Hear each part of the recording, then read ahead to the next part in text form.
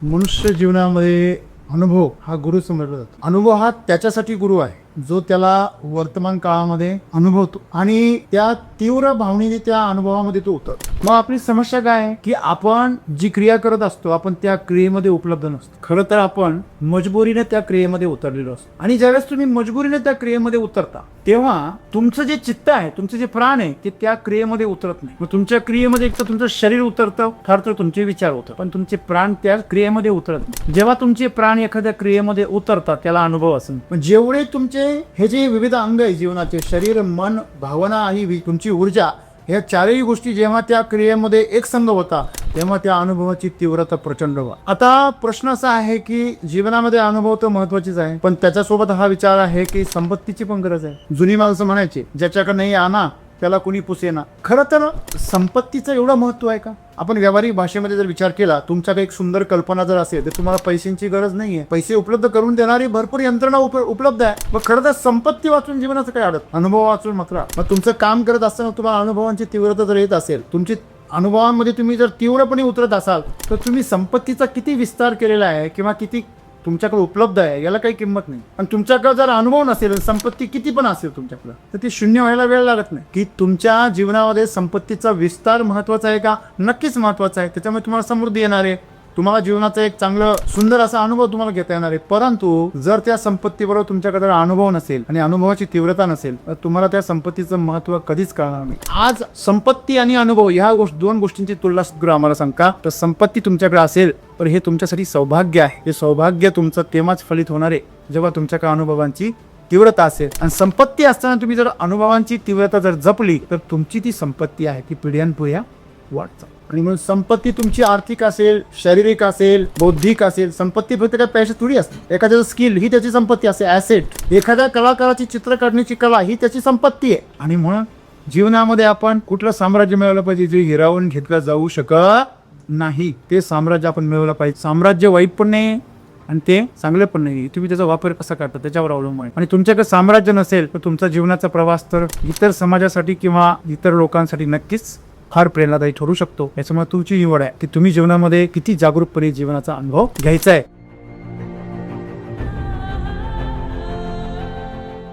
एका माणसाजवळ अनुभव असतो आणि दुसऱ्या माणसाजवळ संपत्ती असते. म्हणजे जसे की आपण गरीब माणसाजवळ बघतो की त्यांच्याजवळ संपत्ती नसते, पण अनुभवाची जी गुरुकिल्ली असते, जो साठा असतो तो त्यांच्याजवळ भरपूर प्रमाणामध्ये असतो. पण अनुभव असून चालत नाही, त्यांच्याजवळ संपत्ती पण अतिशय महत्त्वाची आहे. व संपत्ती असली की त्या माणसाजवळ म्हणजे अनुभवाचा संपत्तीचा अहंकार असतो त्यांच्याजवळ. तर आपण अनुभव आणि संपत्ती ही दोन्ही पण मिळवू शकतो. सर, माझा प्रश्न आज असा आहे की तुमच्याकडे संपत्ती असेल तर तुम्ही जास्तीत जास्त अनुभव पण घेऊ शकता आणि त्याची तीव्रता पण जाणून घेऊ शकता. जर तुमच्याकडे संपत्ती नाही आहे तर खूप लिमिटेड जीवन तुम्हाला जगावं लागणार आहे. तर संपत्ती असणं आणि त्याच्याशिवाय अनुभव घेणं हे कसं जमू शकतं? मित्र हो, मनुष्य जीवनामध्ये अनुभव हा गुरु समजला जातो आणि अनुभव हा त्याच्यासाठी गुरु आहे जो त्याला वर्तमान काळामध्ये अनुभवतो आणि त्या तीव्र भावनेने त्या अनुभवामध्ये तो उतरतो. मग अनुभवाची तीव्रता म्हणजे काय, स्वतःला प्रश्न विचारला पाहिजे आपण. अनुभवाची तीव्रता म्हणजे काय? शेगावचे गजानन महाराज एकदा एका भंडाऱ्याचं जेवण कचऱ्याच्या कुंडीजवळ अशा घाणेरड्या जागेमध्ये जाऊन जेवण करत होतं. तेव्हा त्यांची भक्त मंडळी गोळा झाली आणि ती भक्त मंडळी देखील त्यांच्या समितीच्या शेजारी बसली. अगोदर त्यांनी आग्रह केला की तुम्ही ते का बसलात, ही जागा अस्वच्छ आहे, तुम्ही ते बसू नका, आपल्याला मंदिर आहे, एवढी स्वच्छ जागा आहे, आपण तिथे बसूया. तर तुम्हाला माहिती आहे गजानन महाराज स्वतः काही बोलतच नव्हते, ते त्यांच्या कृतीमधून बोलायचं. ते फक्त एवढंच म्हणायचे, गण गण गणात बोलते. म्हणजे प्रत्येक गणामध्ये जो विराजमान आहे ना तो ईश्वर आहे. चराचरामध्ये ईश्वर आहे, सगळीकडे जर ईश्वरच आहे तर इथे पण ईश्वरच आहे. प्रश्न हा नाही आहे जागा स्वच्छ आहे की स्वच्छ आहे, प्रश्न हा आहे की तुम्ही त्या जागेत देखील तेवढाच गहन अनुभव घेऊ शकता जेवढा तुम्ही स्वच्छ जागेमध्ये. तुम्हाला जर जेवणाचा आनंद घ्यायचा आहे, जेवणाचा तुम्हाला जर स्वाद घ्यायचा आहे तर तो स्वाद घेण्यासाठी तुम्ही जागृत असणं गरजेचं आहे. तुम्ही त्याच्यासाठी तेवढे उपलब्ध असणं गरजेचं. मग आपली समस्या काय आहे की आपण जी क्रिया करत असतो आपण त्या क्रियेमध्ये उपलब्ध नसतो. खरं तर आपण मजबुरीने त्या क्रियेमध्ये उतरलेलो असतो आणि ज्यावेळेस तुम्ही मजबुरीने त्या क्रियेमध्ये उतरता तेव्हा तुमचं जे चित्त आहे, तुमचं जे प्राण आहे ते त्या क्रियेमध्ये उतरत नाही. मग तुमच्या क्रियेमध्ये एक तर तुमचं शरीर उतरतं, फार तर तुमचे विचार होतं, पण तुमचे प्राण त्या क्रियेमध्ये उतरत. मग जसं आपण म्हणतो की एखाद्या स्त्रीने स्वयंपाक करताना फक्त केला, एक क्रिया म्हणून करायचा म्हणून केला, त्याच्यामध्ये तिचे प्राण नाही उतरले. एखाद्या मूर्तिकाराने मूर्ती घडवली फक्त, पण त्याच्यामध्ये त्यांनी त्याचे प्राण नाही उतरवले. जेव्हा तुमचे प्राण एखाद्या क्रियेमध्ये उतरतात त्याला अनुभव असेल. पण जेवढे तुमचे हे जे विविध अंग आहे जीवनाचे, शरीर, मन, भावना आणि तुमची ऊर्जा, ह्या चारही गोष्टी जेव्हा त्या क्रियेमध्ये एकसंग होता तेव्हा त्या अनुभवाची तीव्रता प्रचंड व्हा. तुम्ही नरकात आहात की स्वर्गात आहात याच्याशी तुम्हाला काही घेणं देणं नसलं पाहिजे. तुम्ही स्वतःभोवती स्वर्ग निर्माण केला पाहिजे, स्वतःच्या आतमध्ये स्वर्ग निर्माण केला पाहिजे, त्याला अनुभवाची तीव्रता असेल तर. आता प्रश्न असा आहे की जीवनामध्ये अनुभव तर महत्त्वाचेच आहे, पण त्याच्यासोबत हा विचार आहे की संपत्तीची पण गरज आहे. जुनी माणसं म्हणायची ज्याच्याकडे नाही आणा त्याला कुणी पुसेना. खरं तर संपत्तीचं एवढं महत्त्व आहे का? आपण व्यावहारिक भाषेमध्ये जर विचार केला, तुमच्याकडे एक सुंदर कल्पना जर असेल तर तुम्हाला पैशांची गरज नाही आहे. पैसे उपलब्ध करून देणारी भरपूर यंत्रणा उपलब्ध आहे. मग खरं तर संपत्ती वाचून जीवनाचं काय अडत, अनुभव वाचून मात्र. तुमच्याकडे भरपूर संपत्ती आहे पण तिचं काय करायचं हेच कळत, किंवा रदर दॅन त्या संपत्तीचं वापर करून आपल्या जीवनाचे अनुभव आणखीन गहन कसे करायचे हे कळत नाही. त्याच्यामुळे अनुभवांची तीव्रता येण्यासाठी संपत्तीची गरज आहे हे विधान अतिशय चुकीचं आहे. ती धारणा चुकीची. ती खरं तर गरिबीतून आल्यामुळे तुम्हाला तसं वाटतं. उणिवेचं जीवन जगल्यामुळे तुम्हाला संपत्तीचं महत्त्व जास्त वाटतं. आणि खरं तसं माणसाची एक वृत्ती आहे जे आपल्याकडे येते फार महत्त्वाचं वाटतं. तर ज्याच्याकडे संपत्ती आहे, पैसा आहे, त्याला संपत्तीचं काही महत्त्व नाही, त्याला टॅलेंटचं कौतुक वाटतं. आता तुम्ही जर मुकेश अंबानीला जर विचारलं तर त्याला जे त्याच्या हाताखाली जे एम्प्लॉय आहे त्या एम्प्लॉईचं कौतुक वाटतं. का? कारण त्याच्या मुलांची बुद्धिमत्ता त्या दर्जाची नाही ज्या दर्जाचे एम्प्लॉई त्याच्या हाताखाली काम करतात. तुमच्याकडे बुद्धिमत्तेची तीव्रता कधी येते? अनुभवातून येते. कुठलाही एखादा जर पायलट असेल तर त्याला काय विचारलं जातं, तू किती आवर्सचा तुझा एक्सपिरियन्स आहे, how many hours your flying experience, that is your reputation. ती तुमची प्रतिष्ठा आहे, तो तुमचा दर्जा आहे. एखाद्या ड्रायव्हरला जर विचारलं तू अत्यंत सुरक्षितपणे किती वर्ष तू गाडी चालवली आहेस, तुझ्या हातून किती कॅज्युअलिटीज झालेले आहे, किती अपघात तुझ्या हातून झालेले आहे, ह्याच्यावर कळतं तो ड्रायव्हर किती महत्त्वाचा आहे. आता तो ड्रायव्हर जर 50च्या स्पीडनी चालत असेल आणि तू जर सुरक्षित ड्रायव्हिंग करत असेल तर तो असा पण ड्रायव्हर आपल्याला काय उपयोग असतो, जो जगाच्या नंतर तुम्हाला तिथे पोहोचवणार आहे. लोक आषाढी वारी करून रिटर्न चाललेले आणि हा दर्शनाला चाललेला आहे. म्हणजे अनुभवांची तीव्रता तुम्हाला त्या क्षेत्रामध्ये काय बनवते, उच्च पातळीवर घेऊन. म्हणजे आज माणसांना अनुभवांची गरज आहे, पण त्याच्यामध्ये सर्वात महत्त्वाचा शब्द वापरला आहे तीव्रता. बघा शाळेमध्ये सगळेच जातात, पण जे उच्च गुणवत्ता हरक असतात त्यांचंच कौतुक केलं जातं. त्यांना कोणीतरी विचार. स्वयंपाक सगळेच करतात पण कौतुक त्याचंच होतं ज्याचा स्वयंपाक हा स्वादिष्ट असतो, जो आत्म्याला शांत करतो, तृप्त करतो. हॉटेल तर भरपूर असतात पण ज्या हॉटेलमध्ये खूप चवदार आणि पौष्टिक असं जेवण मिळतं आणि खाल्ल्यानंतर आपण काहीतरी खाल्लं हे लक्षात पण राहत नाही, ते आपल्याला आवडतं. आपले नकळत पाय तिकडे वळतात, भूक लागली की त्याची आठवण होते. म्हणजे अनुभवांची तीव्रता जीवनामध्ये किती महत्त्वाची आहे. मग तुमचं काम करत असताना तुम्हाला अनुभवांची तीव्रता जर येत असेल, तुमची अनुभवांमध्ये तुम्ही जर तीव्रपणे उतरत असाल तर तुम्ही संपत्तीचा किती विस्तार केलेला आहे किंवा किती तुमच्याकडे उपलब्ध आहे याला काही किंमत नाही. आणि तुमच्याकडे जर अनुभव नसेल, संपत्ती किती पण असेल तुमच्याकडे, तर ती शून्य व्हायला वेळ लागत नाही. दुबईचा जो खान आहे, आता जो पंतप्रधान आहे किंवा राजा आहे तिथला, तो असं म्हणतो माझे पंजोबा उंटावर होते, माझे आजोबा त्या उंटावरून कुठेतरी एखाद्या बैलगाडीमध्ये म्हणा किंवा एखाद्या गावाकडच्या साधनामध्ये आले, तिथून माझे आजोबा म्हणजे माझे वडील हे कारमध्ये आले. मी आता एकदम उच्च दर्जाचं लक्झरी कार्स आहे, लिमुजिनी असेल, फेरारी असेल, बरोबर. तर या महागड्या कार्स ते लोक ट्रॅव्हलिंगला पाठवतात. तिथे तुम्हाला ज्या महागड्या कार्स ज्या आपल्या देशामध्ये अगदी धनांच्या श्रीमंत लोक वापरतात त्या कार तिथे तुम्हाला एअरपोर्टवरून तुमच्या हॉटेलवर सोडायला लक्झरी लाईफ. काही काही बहादरांची कारच सोन्याची बनवलेली. सांगायचं तात्पर्य काय आहे की तो असं म्हणतो की माझा जो नातू आहे तो परत उंटावर येणार आहे. का बरं? कारण जेव्हा माझ्याकडे श्रीमंती येते, संपत्ती येते, तेव्हा अनुभवाची तीव्रता बोथट होऊन जाते. जो अनुभव आहे, एखाद्या श्रीमंत माणसाला तुम्ही 5 स्टार हॉटेलमध्ये जेवायला घेऊन गेला त्याला काय कौतुक आहे. आपल्यासारख्या सामान्य माणसाला जर कोणी घेऊन गेलं तर तो प्रत्येक पदार्थ असा चवीली, प्रत्येक पदार्थ असा जीव पाडून बघतो, प्रत्येक गोष्टी बसताना असा जपून बसतो, ऑर्डर सोडताना सुद्धा असा जरा लवून नम्रपणे सोडतो. श्रीमंत असतो तो रुबाबात बोलतोय, वेटर ए कॅप्टन इधर. म्हणजे अनुभवांची तीव्रता जी आहे ती संवेदनशीलता जी आहे ती संवेदनशीलता ज्याच्यासाठी ते नवखं आहे त्यासाठी जास्त आहे. म्हणून आपण म्हणतो नव्याचे 9 दिवस. ते 9 दिवस संवेदनशीलता खूप जास्त असते. मग अनुभवांची तीव्रता आमची सुरुवातीला खूप असते. जेव्हा आमच्यासाठी ते नवीन असतं, आमच्यासाठी नाविन्यपूर्ण असतं, आमची जिज्ञासा जिवंत असते. आणि संपत्ती किंवा तुमच्याकडे असलेली जी काही सुबत्ता आहे ही तुम्हाला काय करते, बोथट करू टाक. संवेदनशीलता तुमची गमावून बसते. कारण तुम्हाला माहिती आहे हे माझ्यासाठी काय नवीन नाही. मी हाक मारली का उपलब्ध आहे. जे नाविन्य आहे त्याची जी दुर्मिळपणा आहे ती आपल्यातून निघून जाते.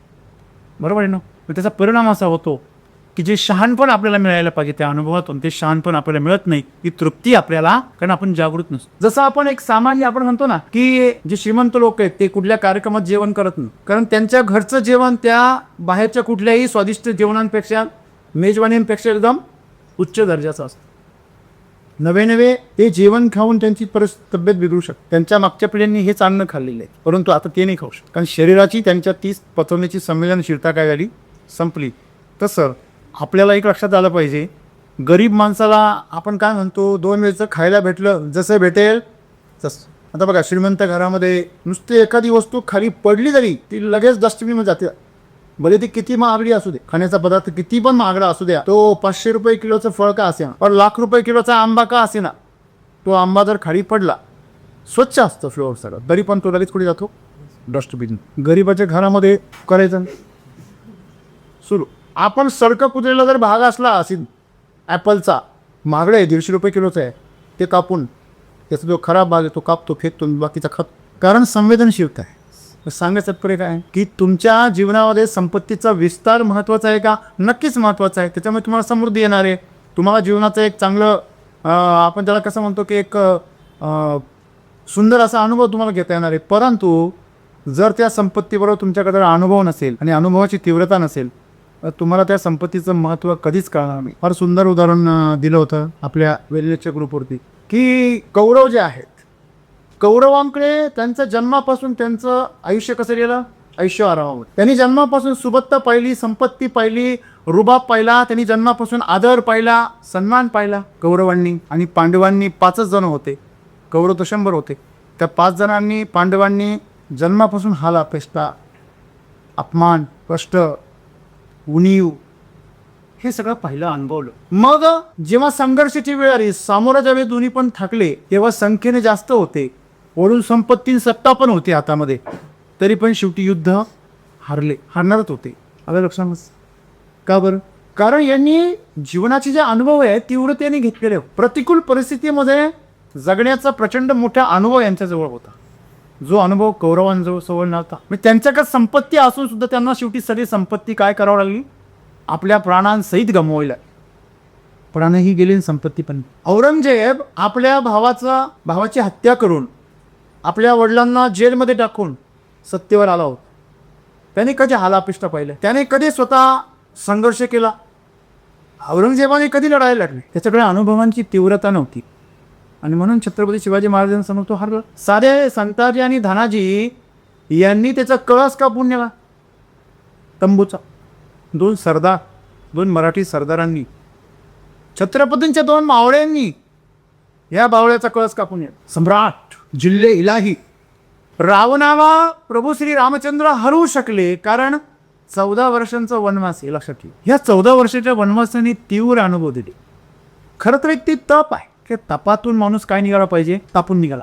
हे बघा किती सुंदर अनुभव आहे की पांडवांचं जीवन हलाखीचं होतं, परंतु प्रभू श्री रामचंद्रांचं जीवन त्याला राजेशाही होतं. जन्मापासून राजेशाही, राजकुमारी थाट होता, आदर होता, ईश्वर समान त्यांचं पूजन होतं.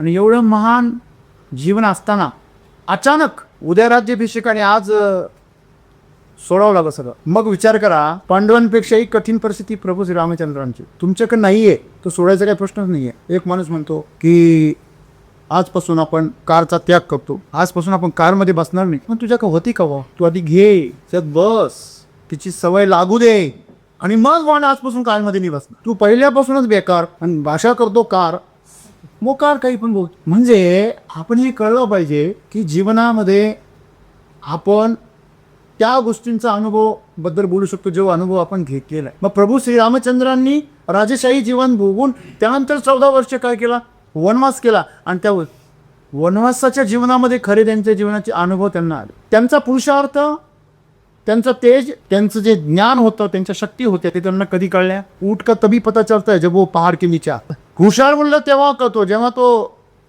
परीक्षेला बसतो, तेव्हा त्याची हुशारी खऱ्या अर्थाने कळ. मग तुमच्या माझ्या जीवनामध्ये आपण असा विचार केला पाहिजे की आपल्याला जर संपत्ती नसेल आपल्याकडे तर आपण पहिले परमेश्वराचे काय मानले पाहिजे? आभार म्हण. आणि इथून पुढे पण असंच ठेवा असं म्हणलं पाहिजे. आभार यासाठी मानले पाहिजे की मला तू शून्यापासून सुरुवात करण्याची काय दिली? संधी दिली. अनुभवांचं पूर्ण गाठोडं मी आता बांधू शकेल, जेणेकरून या प्रवासामध्ये मला येणाऱ्या ज्या अडचणी आहे त्या अडचणींतून मी जेव्हा पुढे जाईल तेव्हा त्या अडचणींचा सामना कसा करायचा यासाठी मला चिंतित व्हावं लागणार. प्रेमानंद महाराज अतिशय सुंदर म्हणतात, तुम्ही प्रयत्न केला आणि तुम्हाला यश मिळालं, तुम्ही अतिशय दुर्दैवी आहात. तुम्ही प्रयत्न करताय पण तुम्हाला यश मिळत नाहीये, तुम्ही सौभाग्यशाली आहात. का असं म्हणतं? किंवा जेव्हाही तुम्ही पूर्ण प्रयत्न करूनही तुमचं यश तुमच्यापासून दूर जातं ना, तेव्हा ते तुम्हाला शिकण्याची अजून एक काय देतं? संधी देतं. आणि जेव्हा तुम्ही परिपक्व होऊन जेव्हा तुम्ही सफलता प्राप्त करता ना, तेव्हा तुम्हाला मिळालेली सफलता ही फार उच्च दर्जाची असते. जसं आपण नेहमी म्हणतो की दूध अतिशय मौल्यवान आहे, अमृता समान आहे, पूर्ण अन्न आहे. पण दूध खाण्याचा मोह तुम्ही जर टाळला तर तुम्हाला दही मिळू शकेल जे त्याच्यापेक्षाही पौष्टिक आहे. तुम्ही दही खाण्याचा मोह टाळला तर तुम्हाला लोणी आणि ताक मिळेल. आणि तुम्ही जर लोणी खाण्याचा जर मोह टाळला तुम्ही तर तुम्हाला चिरंजीव करणारं असं अमृत तुल्य नवे नवे अमृतच तुम्हाला तूप असेल मिळेल. आणि हे आमच्या जीवनाचं जे सार आहे, आपण ज्याला सार म्हणतो, जो अर्क आहे, तो अर्क काय की आम्हाला तुपापर्यंत पोहोचायचं. शरीर, मन, भावना आणि आपली ऊर्जा. तर मग अनुभव आज आमच्या शरीराच्या स्तरावर आहे. ते अनुभव जेव्हा आमच्या बौद्धिक स्तरावर जातात, मानसिक स्तरावरती, तेव्हा ते समृद्ध होतात. जेव्हा ते भावनिक स्तराला पार करतात पुढे, तेव्हा ते अधिक समृद्ध होतात, परिपक्व होतात.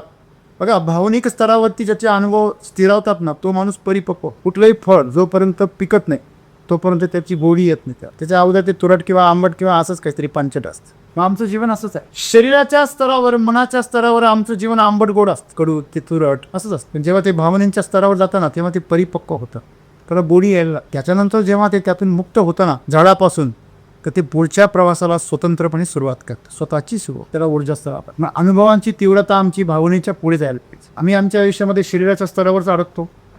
जे शरीराच्या स्तरावर अडतात ती माणसं गरिबीचं, मजुरीचं, मजबुरीचं जीवन जगतात. मग त्यांची मजबुरी सर्व स्तरावर असते, आर्थिक स्तरावर, सामाजिक स्तरावर, भावनिक, सगळ्या स्तरावर, नात्यागोट्याच्या स्तरावर.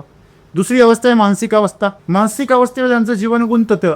ते विचारांमध्ये, तर्कामध्ये, बुद्धीमध्ये, धारणांमध्ये, कल्पनांमध्ये अडकलेले असतात. तिथंच त्यांचं जीवन गुरफटतं. सगळे बुद्धिजीवी लोक मानसिक स्तरापर्यंत येतात आणि तिथंच गुरफटतात. आणि त्याच्या पुढची अवस्था आहे भावनिक अवस्था.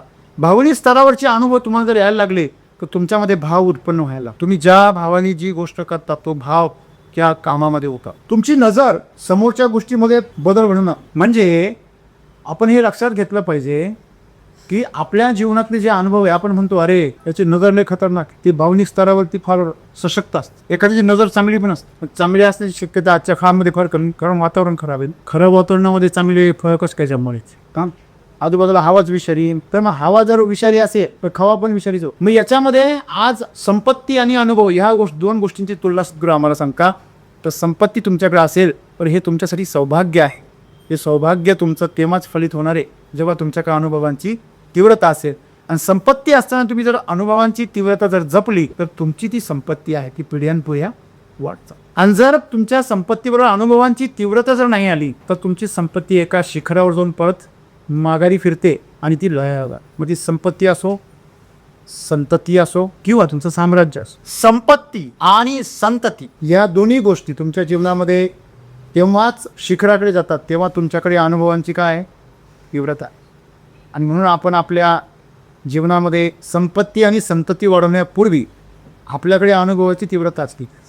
आणि म्हणून आजपासून आपल्याला लक्षात ठेवायचं, आम्ही सर्वजण धावतो. कशाकरता धावतो? पैसा जास्त मिळाला, प्रॉपर्टी तयार झाली पाहिजे, माझं लाईफ लक्झरियस झालं पाहिजे.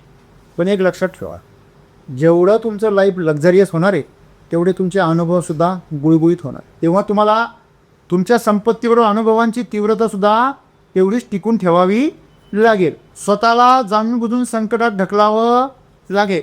तुम्हाला स्वतःला आव्हान द्यावं लागेल. मग तुम्ही जर आव्हान देऊ शकत असाल तर संपत्ती तुमच्यासाठी काय आहे? सौभाग्यशाली. आणि तुम्ही जर अनुभवांच्या बाबतीमध्ये जर बोथट बनलात, उथळ बनलात, तर ती संपत्ती तुमच्यासाठी शापसाट वरदान.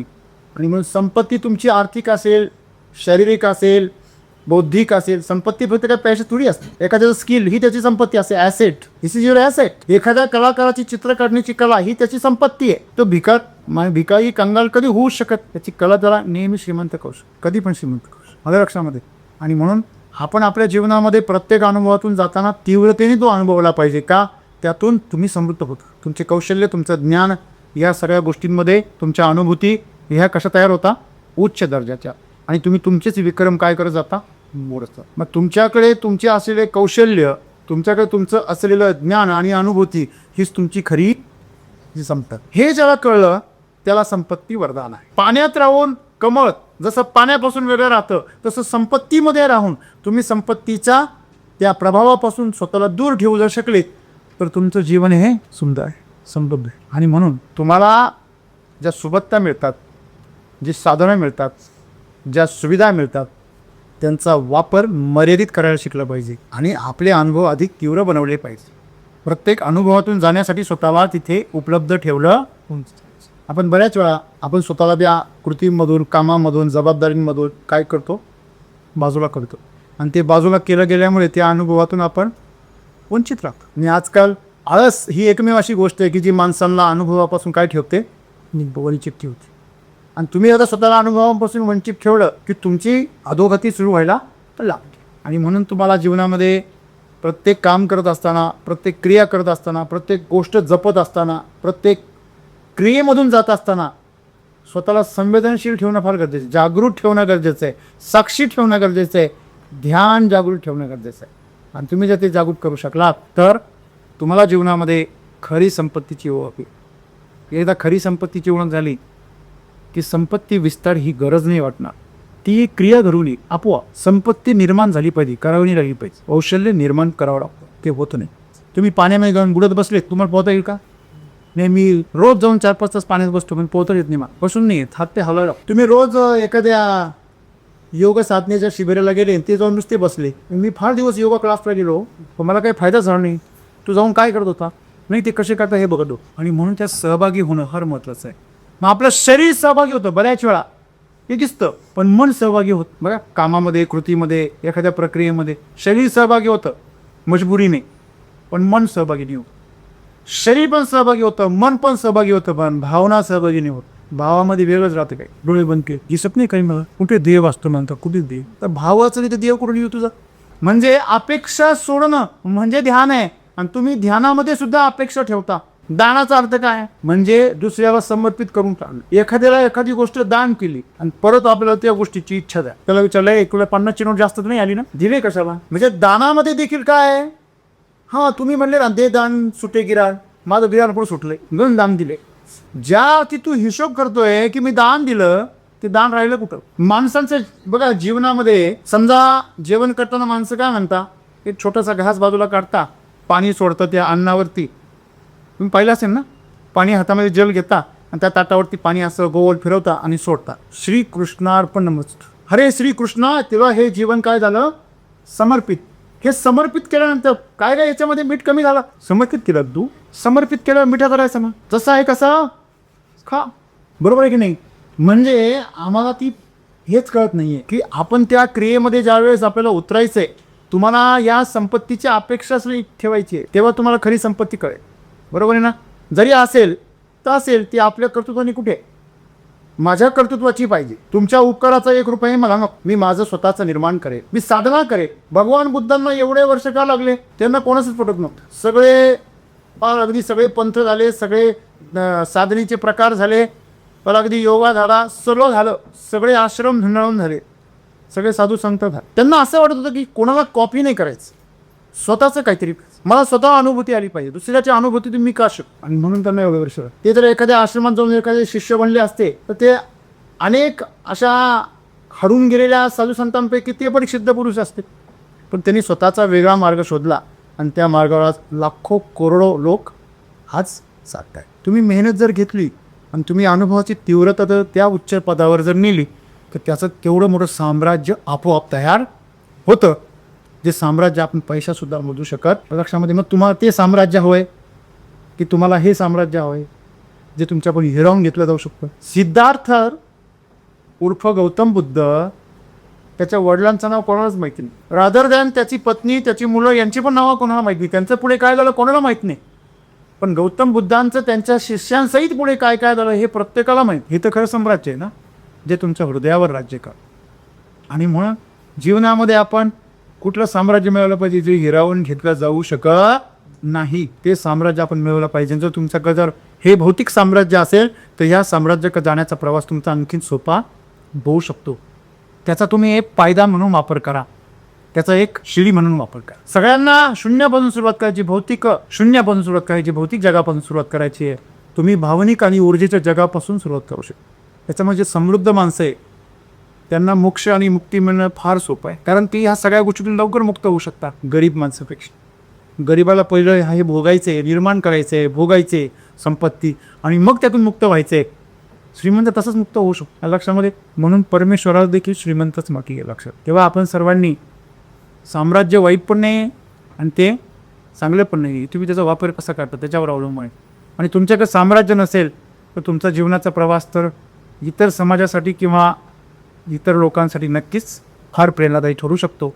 याच्यामुळे तुमची निवड आहे की तुम्ही जीवनामध्ये किती जागरूकपणे जीवनाचा अनुभव घ्यायचा आहे. तुम्ही आजपासून ठरवलं की प्रत्येक जीवनाचा अनुभव जागरूकपणे घ्यायचा तर तुमचं जीवनसुद्धा अलौकिक होऊ शकतं.